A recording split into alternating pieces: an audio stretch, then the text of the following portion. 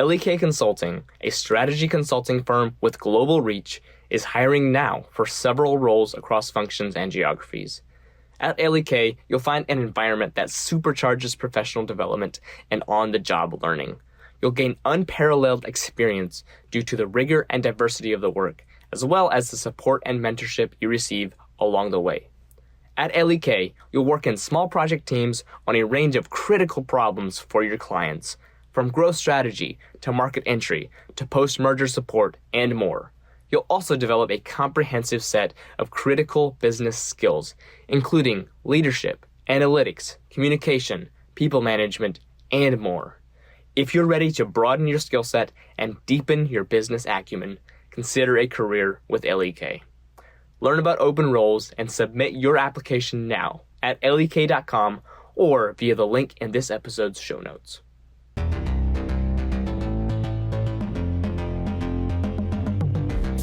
Welcome back to Strategy Simplified. Today we get to learn about OC&C, a global strategy consultancy that's growing and looking to add more consultants to the firm. With roughly 500 consultants globally and 100 in the US across the New York and Boston offices, OC&C has made a name for itself in 6 key sectors: analytics, consumer goods, private equity and M&A, TMT, B2B products and services, leisure and hospitality, retail, and digital. Today we get to hear from Lexa Armstrong, an associate consultant, and Justin McCardle, an associate consultant intern. They'll share more about the firm, the type of work they do, the summer internship experience at OC&C, and what attracted each of them to the firm. I hope you enjoy the discussion. Lexa and Justin, we want to welcome you both to the Strategy Simplified podcast. Thanks for being with us today. Thanks so much for having us. Thank you. Thanks. We are looking forward to learning more about each of you as individuals, about your firm, OC&C, and the opportunity that you both have had to be an intern with OC&C. Justin, we would love if you could kick us off here before we dive into the core of that content. Could you just share a brief overview of your background and why you're going through the path of pursuing management consulting? Yeah, that's great. I'd love to. So I'm a rising senior at Penn, where I study economics and minor in sustainability management. And I actually chose to pursue consulting after an experience I had last summer with investment banking.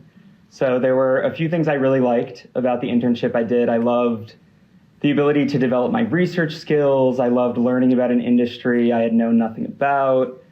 I loved working with motivated coworkers in that sort of fast-paced environment. But it also made me realize a few things. It made me realize that I wanted somewhere where I could use a bit more creativity and people skills. So after some research, some talking with older friends, I felt that management consulting would really offer me all of this and then some. Justin, I am going to actually double click on that for a second. I'm sure many in our listener base are curious and thinking themselves about iBanking versus consulting. So that, not to diminish that line of work at all, but can you speak just a little bit more to what you experienced in and what you just termed as perhaps a lack of creativity? What was your experience in iBanking and given the fact that you're right now in management consulting, what's the difference there as you see it? Sure. So I think the main difference that I could see is over my 10 weeks that I spent in banking, I could already see getting used to some of the processes that I was working on. And I sort of felt that over time in a career, this could get a little mundane. And I felt that something like strategy consulting, and what I found this summer is truly that even within one 4-week project, things are always evolving, your role is always evolving. And then also I can see that as I'm constantly switching projects, that same thing is true where I really can't see myself getting bored at all. Absolutely. Thanks for expanding there. Love it. Of course. Lexa, we'll pass the mic over to you. Could you share a little bit about your background? Sure. Well, mine is certainly quite different than coming from investment banking. I actually worked primarily in the nonprofit and arts space prior to coming into consulting. and did a number of internships in that space during college. And I really realized how beneficial it would be for me to have a broader business background and to help shape the arts. And so my goal became to learn as much business vocabulary and hard skills as possible. And so I felt consulting was the best path for really two reasons.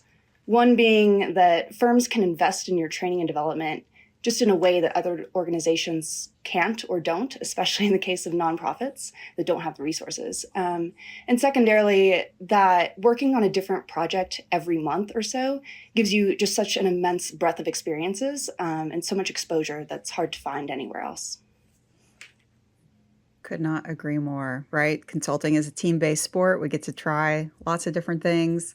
But curious now to hear from you both. Lexa, we'll start with you. A little bit more maybe why you chose OC&C. And as you talk about that, would love to, for the uninitiated, just share with our listener base more about the firm and what type of work that you do. Absolutely. So OC&C is a strategy consulting firm, and I want to emphasize the word strategy there. So we don't do much implementation work, which kind of differentiates us. You typically won't find us traveling for long periods of time or getting our hands too deep into the day-to-day. So instead, we focus more on strategy, the cerebral or analytical work, digging deep into the business and really working alongside the executives to develop their future plans.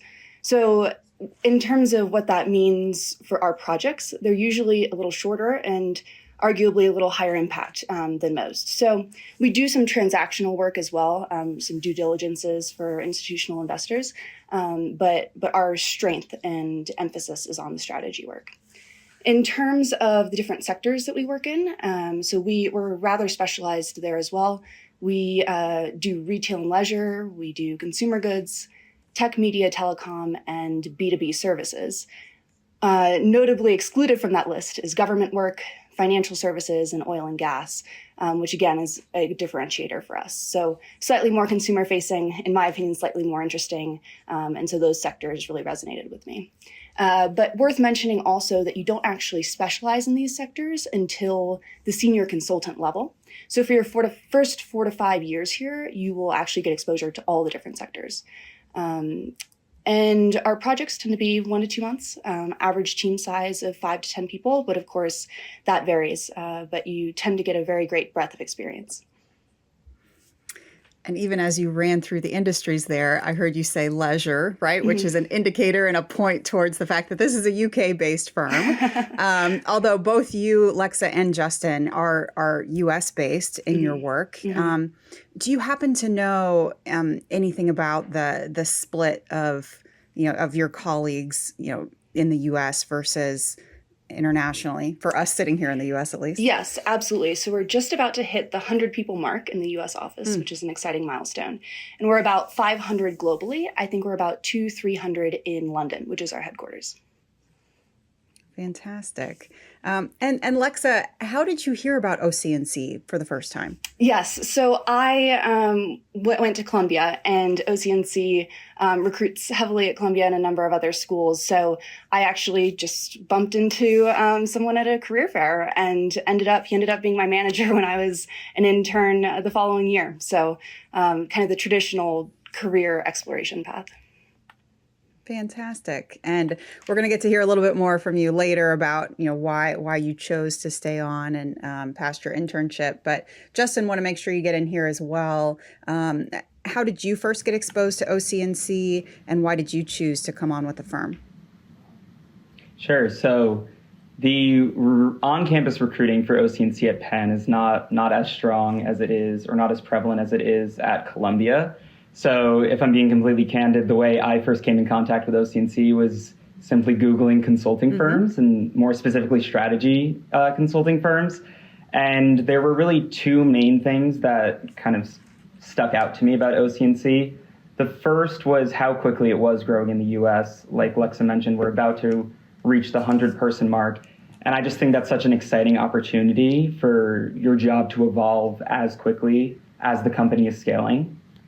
And then after that, after reaching out and speaking to some people at OC&C, a second thing that really stood out to me was the culture of mentorship. So at Penn, if there's one thing I've learned, it's definitely that no matter how talented or smart someone is, everybody's going to need to be supported in some way in order to be successful. And I really wanted to make sure that I was joining an environment during that transition period where I would have someone to lean on as a mentor, but also would offer me the opportunity to, at some point down the line, be that mentor for someone else. And everyone I spoke to just emphasized that culture here at OC&C, and that's something that I've seen as true, and that was something that was really exciting for me. Mm-hmm. Can you tell us, Justin, then a little bit more about that recruiting process that you went through? What were the steps, the difficulty level? What do you this is recent for you. It should be still pretty memorable. Yeah, definitely. So for OC&C, there were 3 steps in the recruiting process. The first was the online application, and that was in September. And that's where you submit your resume, cover letter, pretty normal stuff there. Then the first round of interviews was 2 interviews, each with a short behavioral and a short interviewee-led case component. And then for the second and final round, those were also 2 different back-to-back interviews, each with a behavioral and a case. But this time that was led by partners. And I think something interesting to note there was that those cases felt much more personal to those interviewers. They seemed really tied to those partners' real-world experiences, which I think could seem more challenging, but it was also a bit more exciting because by the end of the case, the partner was able to explain to me what they actually end up doing in the real world.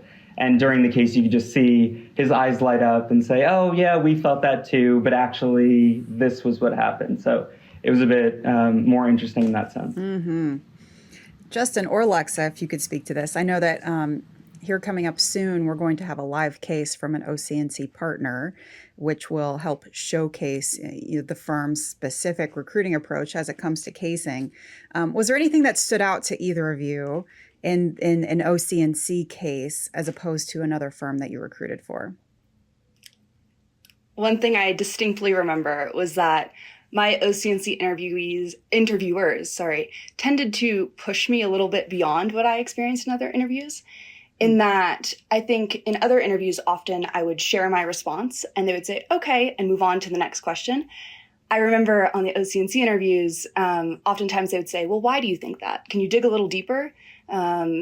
Is there anything else that comes to mind? And so they would push me to think further. And I think at the time, I thought that was a negative thing and that it was kind of intimidating. But I think it actually just speaks to kind of the rigor of thought that they want to see coming out of their candidates. So just something to keep in mind that you might see. Perfect. Lexa, could you tell us a little bit more about the summer internship process at OC&C? How is it structured? What type of work are the interns doing? Are you really getting to experience the full role in the industry? Sure. So for context, I interned and then accepted the return offer. So can speak to both the internship experience and how that translates to your full-time role. So our internship program is 8 weeks long. We have a week of training followed by 2 projects. Ideally, we try to squeeze 2 different experiences in there so that interns get the opportunity to work with 2 different teams, potentially on 2 different sectors, and really get a taste of what the different types of projects here look like. And I can attest that interns certainly are treated here the same as a new undergraduate hire. The training is very, very similar. And from day 1 of the internship, you are encouraged to be a full-fledged team member, contributing to the work and participating in team meetings. We actually look for interns to speak up in team settings and share their findings, certainly not sit in the corner and do this analysis. So we try to make sure that our interns get to try a little bit of everything, including tuning into expert interviews, taking notes, and even sometimes asking questions and leading interviews, performing discrete Excel analyses, and then helping to slide that up and make a presentation out of it, as well as I said, contributing to team meetings and those like answer developing sessions that we do. Sounds like the full breadth of responsibilities of the work. Absolutely. And then Lexa, a few minutes ago, you shared some of the some of the standard generalities in terms of team size and structure and the type of work that you do. But Justin, we would love to really hear an example of what that's like in the real world. So would you be able to share from one of your experiences this summer, a little bit about what type of client were you working for? What's the problem you're trying to solve, the makeup of the team, et cetera? Sure, definitely. So the first project I was staffed on this summer was a pricing and packaging case for a B2B media company that had recently completed a number of acquisitions. And they were basically thinking about how to build bundles combining products from these different businesses.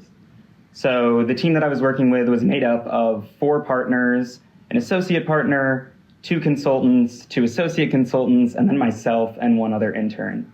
And what I was doing was I was working directly with one of those consultants on the team on the customer interview work stream. So we were conducting interviews with our clients' customers across different industries and geographies to understand their key purchasing criteria and pain points. And then we were using those interviews to identify different customer segments that differed in those areas, so that eventually the goal was that packages could be designed to address each segment's needs. And then in addition to that, there were 2 other work streams on the project. So there was internal analysis and then also competitor analysis. At what level does an OC&C consultant own their own work stream? Yeah, so one of the most impressive parts to me was that I could see myself evolving in that ownership even throughout the short 4 weeks that I was on the project. So at the beginning, like Lexa mentioned, I was scheduling interviews and taking notes and sitting there and then talking about the analysis afterwards, talking about the things I heard. But by the end, I was really taking ownership and leading those customer interviews myself. So that was something that was really exciting for me. Is that project concluded, Justin? And how long was it overall? So it's not. I believe the project itself was a few months long because it was one of those longer strategy projects. But I was on it for 4 weeks just so I could get a taste of something else afterwards. But by the time I had rolled off, we had presented our customer segmentation to the key stakeholders at the client, and then we had begun testing the different packages to get a sense of different appetites for different bundles. So you actually were able to be a part of that piloting process and get to test and learn in the real world and see your recommendations really put into practice. Exactly, and it's great to know now that the consultants that are still on the case are sort of using some of the research that I did in creating those customer segmentations to then move on to the next phase. And what's something that really sticks out to you from that project, either from your own personal impact or positive impact to the client? I think the thing that sticks out to me the most is what I mentioned about my evolving role even over those 4 weeks. So I mentioned earlier that I didn't want a work environment where I could get bored. And I think when I was looking into consulting, I thought every month or 2, I'll be moving to a new project.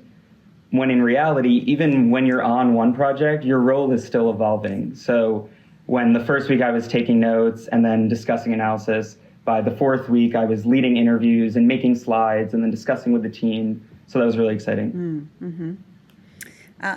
So Lexa, I'm starting to understand that for the summer internship experience, it sounds like OC&C rolls on and then rolls off consultants on projects. Maybe you aren't there for the beginning, maybe you're not there for the end, but you get a short experience over here, you get a short experience over there, you get some diversity. Is that type of team transition common as well in full-time roles, or do consultants usually, be a part of a project full-time from start to finish? We certainly have consultants on the full project from start to finish the great majority of the time. And some interns actually do get the full project experience if their project is maybe 3 to 5 weeks. I think it's, when we're speaking about a couple month-long project, that we try to splice it up a bit more. But we like to see projects from beginning to end, so you get to contribute to the answer across the full arc. I understand, Lexa, that you interned in 2019. Is that correct? Yes. So not only a different kind of world and time pre-COVID, but would love if you could speak to that experience a little bit. What was one of the projects that stuck out to you, and what did you take from that experience? Sure. So one of the projects that I worked on was a merger of two large ice cream companies, which was a very cute topic to share as an intern. In terms of what I actually did on the project, a number of different things. I did some mystery shopping and actually working with scientists to determine the potential costs of ice cream. So we were doing some competitor analysis, trying to determine whether competitors were cheapening the ingredients in their materials. So the scientists were actually in the UK, and so I was liaising with them from the US with access to the ice cream market around here. And also did some social listening work.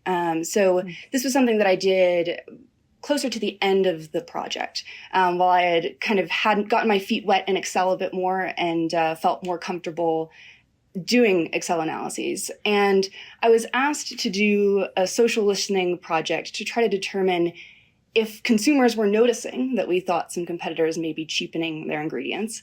And in terms of the methodology, it was actually very much left up to me to self-direct by that point. And I think that was an exercise in taking leadership in a module or in an aspect of a module. So I came up with this plan to scrape Twitter for a number of years for a few different brands, and then do some analysis to determine whether that negative sentiment was rising over time. And so the associate consultant or consultant that was managing me at the time, I was able to run the methodology by them. They signed off, and then I had a week or two to kind of perform this analysis myself and present the slides to the team. And I remember a partner remarking at how helpful it was because it showed that people were in fact noticing that these competitors were cheapening their ingredients. So that was really fulfilling for me to kind of own that bit from start to finish and have it actually be useful for the larger picture of the project. What a fun topic, and what great client impact as well. I'm sure that this project made a personal impact on you, given the fact that you decided to stay. So what really sticks out to you during that summer of why you chose to come back? Absolutely. So for me, there are a few main draws, all that relate to the size of the firm. So as I mentioned, we're about to hit 100 people. We are smaller than a lot of firms. And two main benefits of that. One is that the senior folks are really invested in your development. They know who you are. No one's going to slip through the cracks in terms of development. And you are really staffed in a way that's very specific to your development needs. So we have regular conversations with our wonderful staffing director. She knows exactly what you're working on. If you haven't been staffed on a certain sector, she'll try to give you exposure to that. If there's a partner you'd like to work with, she'll try to work with you on that. So your professional development is almost guaranteed to be paid a lot of attention here. And I really like that aspect. The other really great benefit of being a smaller firm is the personal element. So not only does everyone know who you are from a professional standpoint, but they know you. They know what your interests are in and out of work. From day one, you're treated and valued like an individual, not just another associate or another intern. And if I ever need help or advice, I really feel that there are nearly 100 people I genuinely feel comfortable reaching out to. And so that level of personal intimacy in the firm is really, really great. That being said, we also have some benefits of a larger firm, which is that we do have a global network, and we do lean on our global network. We have all the infrastructure and resources that we need, given the size of the firm globally. We get to travel to Europe for trainings. We can do ambassadorships in other offices. So we have some really great benefits of a larger firm, but the personal and professional benefits of a smaller one as well. Of course, we are chatting here in the summer of 2022, this kind of pseudo weird post-COVID era. So Lexa, that you've talked about the U.S. office a couple of times. Can you expand just a little bit more about the different physical locations of OC&C in North America, and right now, what is your working situation? Is it all virtual? Is it hybrid, in person, et cetera? Yeah, happy to speak to that. So there are two North American offices. We have one in New York and one in Boston. I would say probably 2/3 of our people are in New York in the US and the remaining 1/3 in Boston. Oftentimes we have cross-office staffing between New York and Boston, I think mostly because of our size. We're quite small at this point. So I know I have friends in the Boston office, and we sometimes will travel back and forth on occasion. So all of our US events, our trainings are New York and Boston together. I imagine as we grow, we might become slightly more office focused as opposed to North American focus, but that's the current standpoint. In terms of virtual versus hybrid, we are currently at a 2-day policy, so 2 days in the office per week. That being said, we're often encouraged to come in as much as we would like. We feel that, the best development often happens when we are physically in the same office. And so I know many, many people choose to come in more than that just to get that better experience. But we're supportive of 2 days a week. And so I take it that your interactions with the client are largely virtual? I would say the majority at this point, yes. We are seeing a shift more towards in-person. I actually spent a month in Washington, D.C. In June working on client sites. So there's a good mix, but I would say we're certainly leaning a little bit more towards virtual right now. We'll be right back after this quick message from our sponsor. Palmtree is one of the world's top consulting and advisory firms focused exclusively on the world of M&A and private equity. Palmtree supports clients through the entire private equity investment lifecycle, from financial due diligence to finance transitions to long-term business transformations and transactions.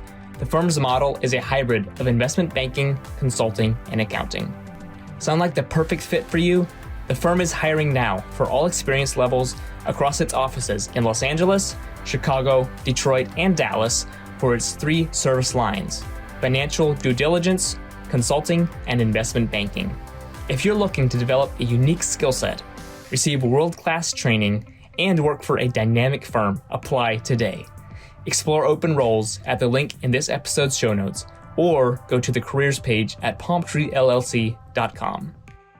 Well, I'm sure many in our listener base are interested to dive in even more, learn more about OC&C, the job opportunities that are available to join the firm. So in that spirit, Justin, I'm going to pass it to you here real quick. What do you think that an aspiring OC&C consultant can do to stand out in the recruiting process? That's a good question. I think a lot of it comes down to practice, obviously, in terms of recruiting in general.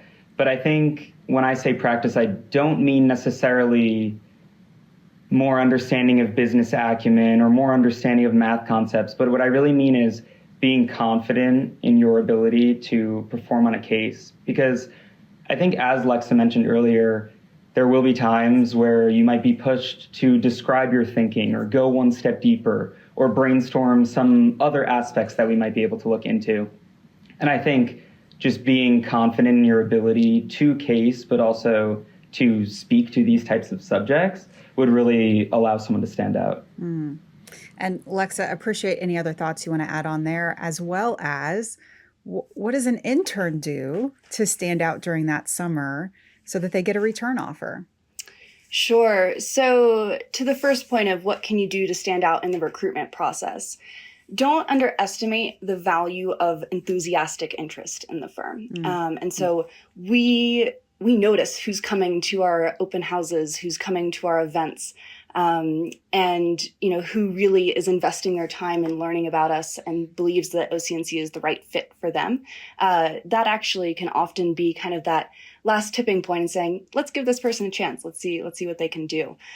So just listening to this podcast is a great start in terms of familiarizing yourself with the firm. In terms of what summer interns can do to set themselves up to receive return offers, in my opinion, the most crucial thing is attitude, which is actually a lot more significant than it may sound, in that what's most important here is that you have work ethic and that you're trainable. We don't expect you to come in having all of the answers.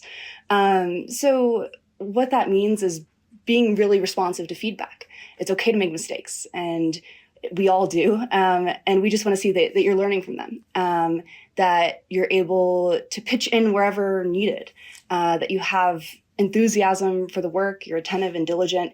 This all goes a really, really long way. For those that say, well, that seems obvious, what else can I do? I think the next step is really trying to get involved in the project answer. And there are a couple ways you can do this.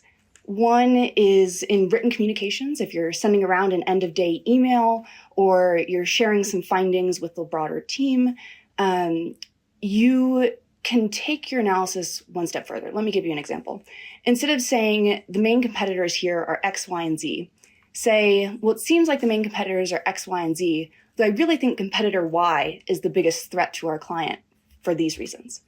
So giving that broader analysis and tying it into the answer really stands out for interns. And so you can do that in written communications or in verbal communications. So we're in these broader team conversations, like Justin said, jumping in and saying, hey, I heard on this interview, an expert said X, Y, and Z. I think that the answer is this. That's also very valued. So really feeling empowered to get involved in the project answer and converse with the team is another great way to stand out. Mm-hmm. Well, of course, people who are interested can read more on the website. They can talk to current individuals at the firm. But as we close out our conversation here on OC&C, I wonder if you could each speak to some of those elements of firm culture and workplace culture that you think make OC&C unique and different. Lexa, I'll pass this one to you first. Sure. Two things I'd like to mention, actually. One is that it's very easy to make your mark here and to have your voice and opinion heard, again, speaking to our size. So in my first year, I joined 3 committees, the training committee, the recruitment committee, and the return to office committee. And so I've actually been able to shape the work environment here in a way that I imagine could be hard at a larger firm. And ultimately, that's made me more proud of the organization that I work for. And then the other thing is we have a lot of really fun social events and travel opportunities. So every summer we do a field day that I'm sure Justin remembers well. We have an away weekend. We went to Puerto Rico as a firm just for fun for a weekend a couple months ago. We often, on Fridays, we'll often have fun events once or twice a month. And then we have an international training week. We're going to Lisbon, Portugal next month, the whole firm globally to get together for a week of training and fun. So there are a lot of opportunities to get to know people here. And it's a very warm environment in which you can almost certainly find a few good friends. Justin, would you double down on those? Is there anything else that stands out to you from a culture and work environment standpoint? I would. I think just one thing I want to highlight that was maybe a little surprising to me in a good way is how flat the structure seems when you're in these sort of team meetings. I feel more than comfortable sharing my ideas to an associate partner or a partner as an intern. And I think that's something so exciting, just because whether they agree or disagree is a different conversation. But to get their feedback on my thoughts rather than feeling like I need to sit there quietly is something that I think is super important and prevalent at OC&C. And then just to echo the social aspects this summer, of course, in the office has been a great experience, but also outside of the office is super fun. We had some of those events that Lexa has mentioned. Even tonight, I have a big peer group dinner with the entire intern class. So just a super fun summer as well. Love it. Well, a tradition that we have here on Strategy Simplified is to always get to know our guests a little bit better on a personal level. So for our wrap up, we're just going to do a quick little round of questions here so that we can make sure that we understand a little bit more about who you are as people, not just as consultants. Justin, want to go ahead and pass this to you first. What's something that you're enjoying right now, something you're reading, watching, or listening to? Sure. So this summer, I've definitely been getting into podcasts. The most recent one of which is a true crime podcast called Crime Junkies, which I love to listen to on my way to and from work. But it's also a little bit embarrassing at certain points when I'm listening to it on the busy streets of Manhattan and someone brushes by and I jump because I'm scared. But definitely listening to that a lot this summer. Gotcha. I can't bring myself to do that. It gets a little too close to home with that sort of stuff. Lexa, what about you? What's something you're consuming right now that you're enjoying? So I'm reading 2 books right now, quite different. One is White Fragility, a wonderful book on critical race theory by Robin DiAngelo. And the other is the children's classic, The Lion, the Witch, and the Wardrobe, which is actually for OC&C Book Club this month. It's a fun diversion. Oh, super fun. Also, in terms of fun diversions, Lexa, what's somewhere on your travel bucket list that you're hoping to go to soon? Yeah, well, as I mentioned, next stop for me is Lisbon, Portugal, for the International Training Week. So very, very excited for that. Justin, what about you? So I'm currently planning that after graduation next May, a few friends and I will be going to Israel for Birthright. So I'm speaking that into existence. Absolutely. Oh, I'm sure that'll be a life-changing trip for sure. And then Justin, who's one mentor who's had a high impact on your career so far?